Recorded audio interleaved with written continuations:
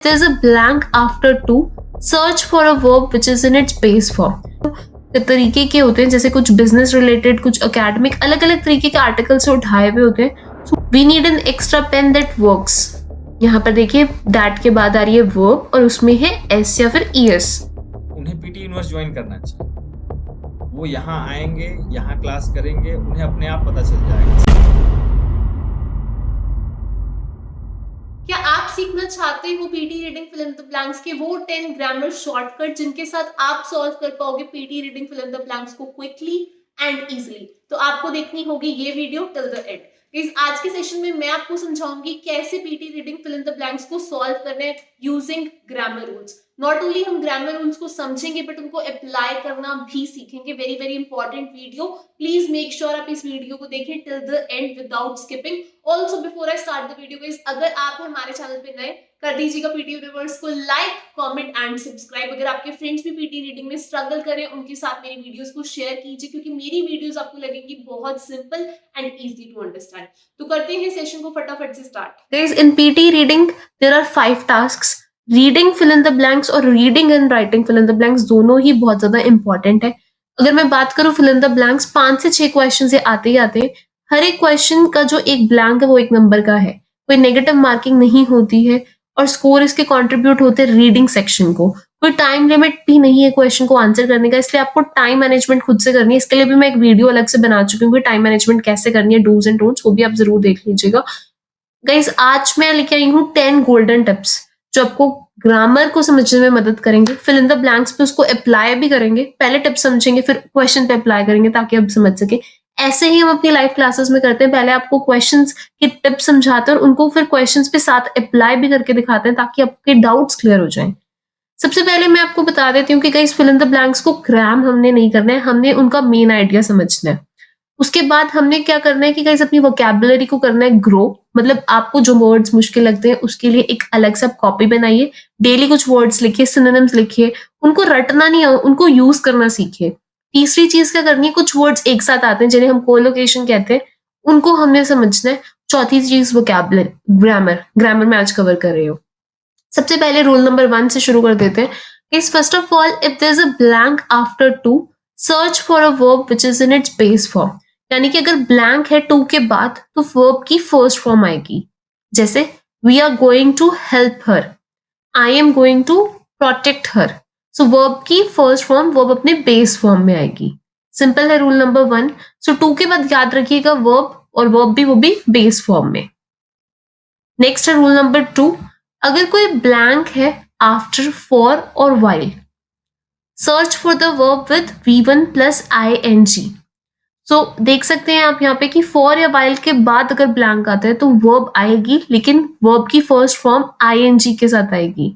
जैसे I need internet for checking latest video uploaded by PT Universe. यानी कि मुझे इंटरनेट की जरूरत है ताकि मैं लेटेस्ट वीडियो देख चुकूं जो पीटी यूनिवर्स ने अपलोड करी है. तो यहाँ पर you can see checking this ING आ रहा है. While preparing for exam she learned about collocations. So यहाँ पर भी ING आ रहा है. इस ग्रामर के जो रूल्स होते हैं वो क्रैम नहीं आप कर सकते, उनको समझो क्योंकि ग्रामर का कोई एंड नहीं है. मैं ग्रामर की बात करूं तो ग्रामर में भी बहुत सारी चीजें जैसे tenses, nouns, adjectives, adverbs, articles, then conjunctions, passive voice, इनके बहुत सारे रूल्स हैं. मैं कोशिश कर रही हूँ कि ज्यादा से ज्यादा वीडियोस अपलोड कर सकूं. और आप मुझे बता सकते हैं हिंदी में या इंग्लिश में आप किसके साथ कंफर्टेबल है, because I want you to understand how you can solve fill-ups. You do not need to cram that. So ये था रूल नंबर 2. चलते हैं हम रूल नंबर 3 पे. It, which और that से रिलेटेड है. Is if there's a blank after it, which and that, search for a verb with S or verb first form plus S or /es. यानी कि it, which, that, इन सब के बाद blank है तो वर्ब आएगी जिसमें S हो या ES हो.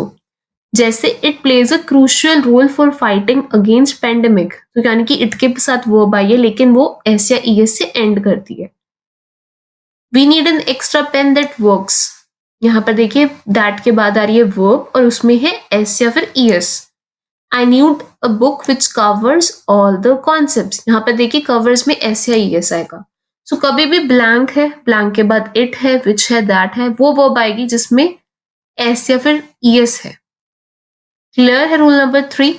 चलते हैं रूल नंबर 4 पे। उससे पहले मैं आपको एक और टिप्स बता देती हूँ। फिल इन द ब्लैंक्स जो होते हैं वो अलग-अलग तरीके के होते हैं, जैसे कुछ बिजनेस रिलेटेड, कुछ एकेडमिक, अलग-अलग तरीके के आर्टिकल से उठाए हुए होते हैं।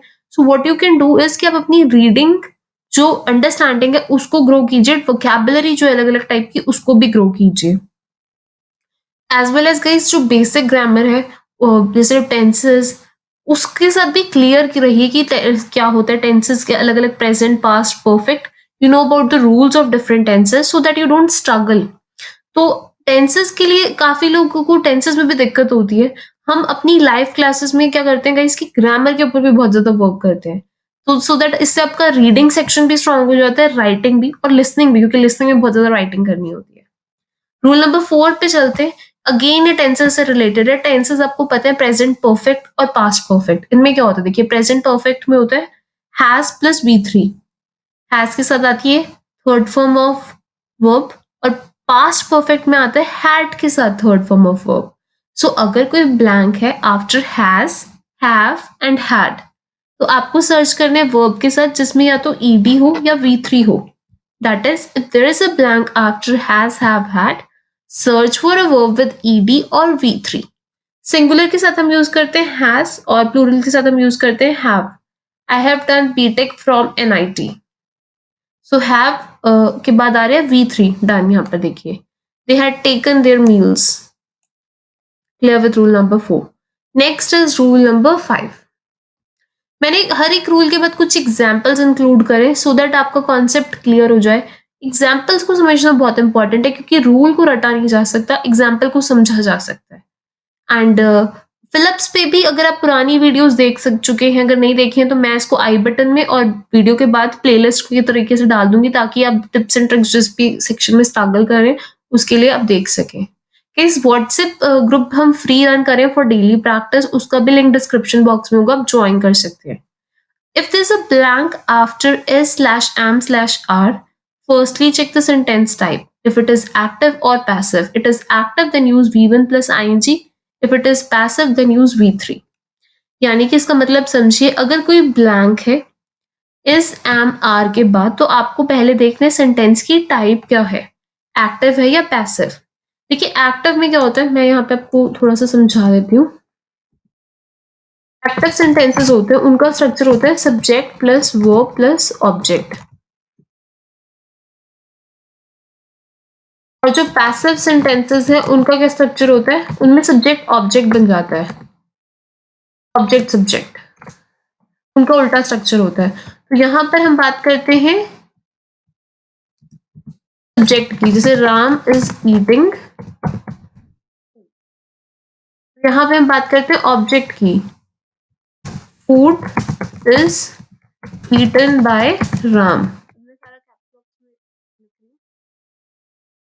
यहाँ पर देखिए सब्जेक्ट के बारे में बात हो रही है राम के बारे में, और यहाँ पर हो रही है ऑब्जेक्ट के बारे में बात। तो ये एक्टिव और पैसिव का डिफरेंस है। अब रूल क्या कह रहा है उसको समझाती हूँ। अगर कोई ब्लैंक है इज या एम या आर के बाद में, यानी कि यहाँ पर ब्लैंक है, ठीक है, ये वाली ग्रीन कर रही हूँ मैं आपको, ये यहाँ पर ब्लैंक है, तो आपको पहले देखना है सेंटेंस का फॉर्म क्या है। जैसे अगर ये एक्टिव है तो इसके बाद ing लगा दीजिए, अगर पैसिव है तो फिर क्या, तो फिर थर्ड फॉर्म ऑफ वर्ब लगा दीजिए।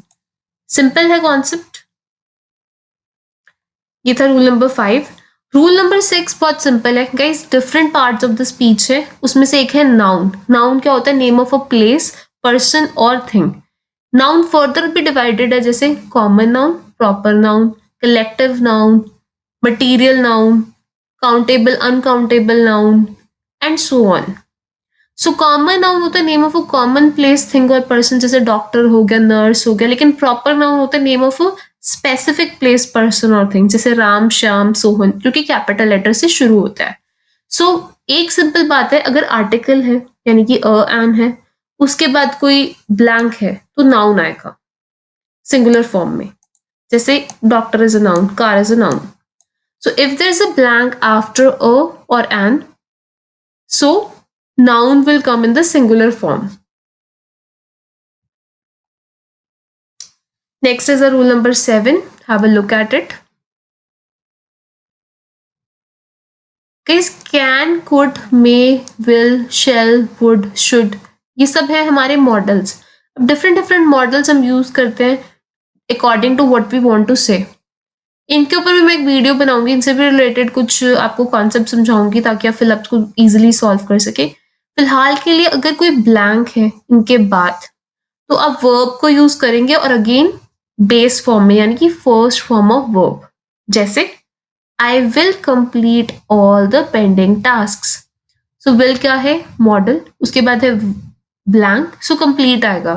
We should respect our elders, so should के बाद आएगा first form of verb base form में। नेक्स्ट रूल हमारा क्या कहते हैं? अभी मैंने आपको पार्ट्स ऑफ स्पीच के बारे में बताया था गाइस, जैसे नाउन है वैसे ही होता है हमारा एक पार्ट ऑफ स्पीच एडजेक्टिव। अब एडजेक्टिव क्या होता है? जो नाउन के बारे में डिस्क्राइब करता है, उसको मॉडिफाई करता है, या मैं कहूँ उसकी क्वालिटी बताता है। जैसे अब मैं कह रही हूँ कि कोई बॉय है और मैं कह रही हूँ इंटेलिजेंट बॉय है, तो इंटेलिजेंट क्या बता रहा है कि किस तरीके का लड़का है, इंटेलिजेंट है, हैंडसम है, like this. So adjectives noun को मॉडिफाई करते हैं, या कहिए विशेषण कह सकते हैं, विशेषता बताते हैं नाउन की। सो अगर कोई ब्लैंक है एडजेक्टिव के बाद, एडजेक्टिव जो आंसर होगा वो नाउन होगा। जैसे ये एडजेक्टिव है हमारा इंटेलिजेंट, मैं यहाँ पे लिख देती हूँ।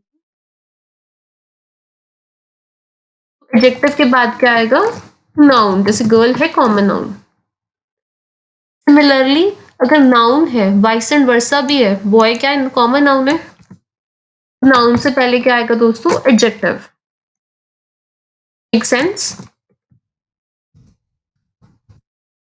जब तक आपको वीडियो अच्छी लगे तो आप वीडियो को लाइक कर सकते हैं और इसे शेयर कर सकते हैं अपने फ्रेंड्स के साथ जो कि पीटी में स्ट्रगल कर रहे हैं।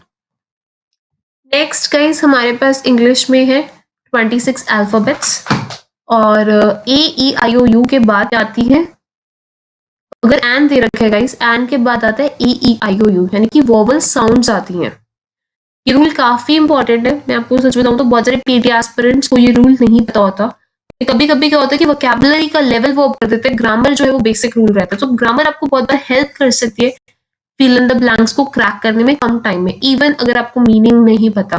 क्योंकि अगर एन दे रखा है तो एन के बाद आएगा ए ई आई ओ यू, तो आप एलिमिनेशन स्ट्रैटेजी जो मैंने समझाई अपनी प्रीवियस वीडियोस में उसको अप्लाई कीजिए। फिर देखिए टोन ऑफ द पैसेज, उसके बाद फिर एलिमिनेट कीजिए, और फिर आपके पास एक या दो ऑप्शन ही रह जाएंगे, और मीनिंग वाइज देखिए क्या मेक सेंस कर रहा है। So next is the rule number 10। इस नाउन फर्दर कैटेगराइज, जैसे मैंने आपको बताया था, उनमें से एक है कलेक्टिव नाउन। अब कभी कभी क्या होता है, हम रिप्रेजेंट करना चाहते हैं एक एंटायर ग्रुप को, जैसे jury, public, team, committee, government, company, ये सब एक पूरा का पूरा कलेक्टिव नाउन है, एक पूरी उसको रिप्रेजेंट कर रहा है। सो ये सिंगुलर भी हो सकते हैं, प्लूरल भी हो सकते हैं, ज्यादातर ये सिंगुलर ही होते हैं। जैसे मैं ये नहीं कह सकती team have not arrived yet, मैं कहूंगी team has not arrived yet, team अभी तक आई ही नहीं है। ठीक है, क्योंकि टीम एक कलेक्टिव नाउन है, तो कलेक्टिव नाउन के बाद सिंगुलर वर्ब आएगी।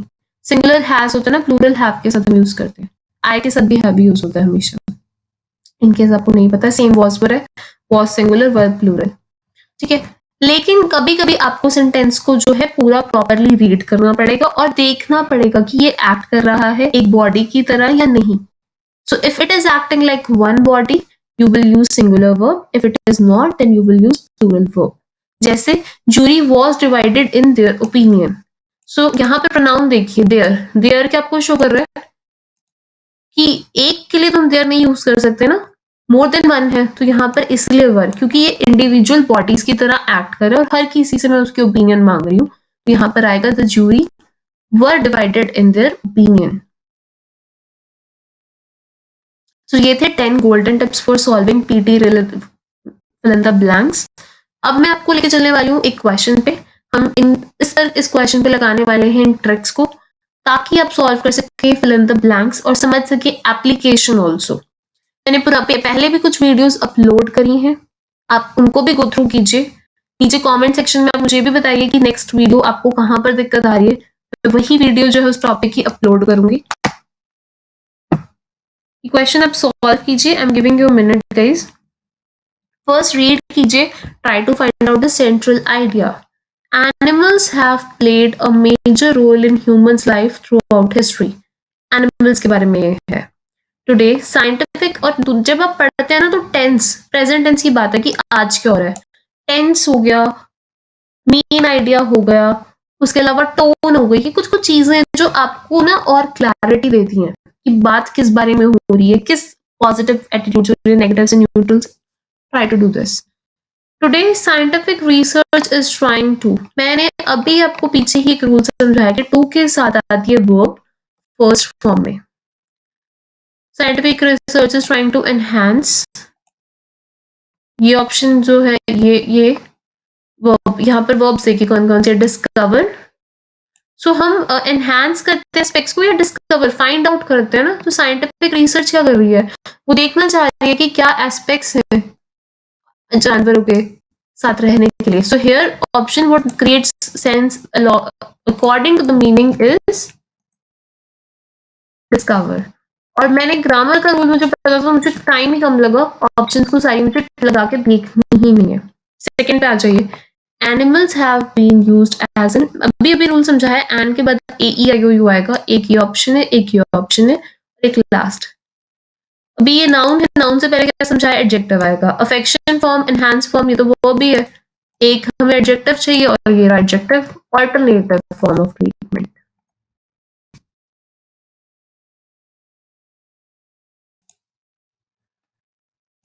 Next fill in the blanks को देखते हैं.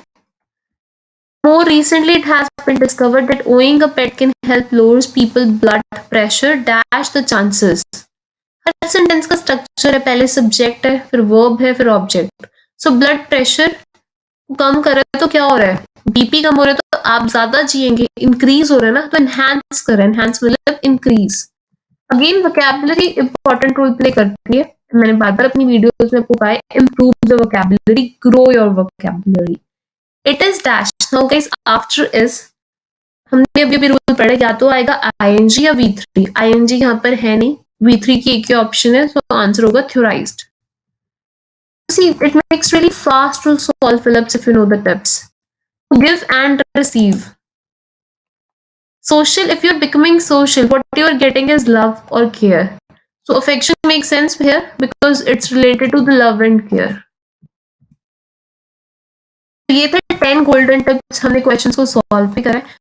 So guys before I and this video, I know बहुत सारे स्टूडेंट्स हैं उनको रीडिंग मुश्किल लगती है, लेकिन trust me, reading is not at all difficult module. आपने ग्रामर रूल सीख लिया. अब आपको करना क्या है, daily at least 15 to 20 questions practice करने हैं. जो नई वोकैबुलरीज है उनको आपको अंडरस्टैंड करने हैं, और इस वीडियो को कम से कम 3 से 4 बार आपको देखने, ताकि ग्रामर रूल्स आपको समझ आए. इनको रटना नहीं है, इनको समझना है. And trust me, PT reading fill in the blanks में आपकी एक्यूरेसी एंड स्पीड दोनों ही इंक्रीज होंगे. अगर आप पीटीएल स्टार्टिंग में स्ट्रगल कर रहे हैं, पीटी यूनिवर्स के साथ अपनी क्लासेस ज्वाइन कर सकते हैं. ऑलरेडी 30,000 प्लस स्टूडेंट्स अपना डिजायर्ड बैंड्स को पहले अटेम्प्ट में हमारे साथ अचीव कर चुके हैं. मुझे भी पहले स्कोर नहीं आए थे, मेरी भी वोकैब में प्रॉब्लम्स थी, ग्रामर में प्रॉब्लम्स थी, राइट. तो उन्हें पीटी यूनिवर्स ज्वाइन करना चाहिए. वो यहाँ आएंगे, यहाँ क्लास करेंगे, उन्हें अपने आप पता चल जाएगा. सी, आपको केवल एग्जाम देने से कोई भी पास नहीं होता है. आपको राइट स्ट्रेटजी चाहिए, सही से फीडबैक चाहिए. आपको पता होना चाहिए आपको कहाँ पे ज्यादा मेहनत करनी है, कौन से क्वेश्चन ज्यादा स्कोरिंग है, कौन से क्वेश्चन की वो नहीं करनी है. और इसके साथ में जब आप मॉक देते हैं, उसको इवैल्यूएशन होता है, then everything is possible. I'll recommend them join PT Universe, and that will be possible for them. All the desired score, and follow the teachers, follow them blindly, follow whatever they are saying, and you can have it in first attempt. You can be the next PTE is not at all hard. हम आपकी PT की journey को बनाएंगे और ज्यादा आसान. Simple tips, simple tricks, simple strategies के साथ, और intensive practice. Group classes, 1-to-1 classes and special score improvement sessions available है. हमारी ब्रांचेस अवेलेबल है मेलबर्न ऑस्ट्रेलिया में. Face to face classes available है all over the world. Given numbers में हमें कॉल कर सकते हैं, कॉन्टैक्ट कर सकते हैं, अपना स्लॉट बुक कर सकते हैं. Aditi here from PTE universe. All the best.